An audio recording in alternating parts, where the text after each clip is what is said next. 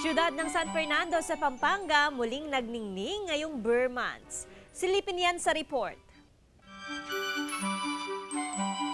It's the time of the year dahil muli na namang nagdingning at sumigla ang tinaguriang Christmas capital ng bansa sa siyudad ng San Fernando sa Pampanga. Isa-isang binuksan ng city government ang mga pamaskong disenyo sa lungsod. May tema itong Salaning Tala, Aslagning Pag-asa, isang Kapampangan na salita na ibig sabihin ay ilaw ng mga tala, hatid ay pag-asa sa bawat isa. Kailangan paghandaan lagi kasi tayo talaga yung tinitingnan, di ba? Hindi yung ibang lugar, tayo ang tinitingnan kaya kailangan pinag-iisipang mabuti, kailangan talaga may makita silang the best talaga ang San Fernando when it comes sa pailaw. Mabighani sa mga trademark na parol na nakahilera sa kahabaan ng Jose Abad Santos Avenue. Binihisan din ng iba't ibang palamuti at ilaw ang iba't ibang sulok ng syudad mula sa mga flyover, rotonda, giant lantern and tourist information center, City Hall, mga puno sa MacArthur Highway sa Barangay Baliti at iba pa. Main attraction ngayong taon ang 16 feet na giant lantern sa Heroes Hall.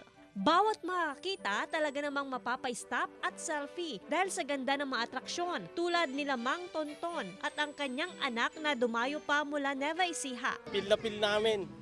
Napakasaya. Yehey! Feel na ang Christmas na nandito na. Sa kabila ng mga nagdaan na trahedya at sakuna tulad ng mga ilaw ng mga tala, patuloy lang ang pagkislap ng pag-asa sa puso ng bawat Kapampangan.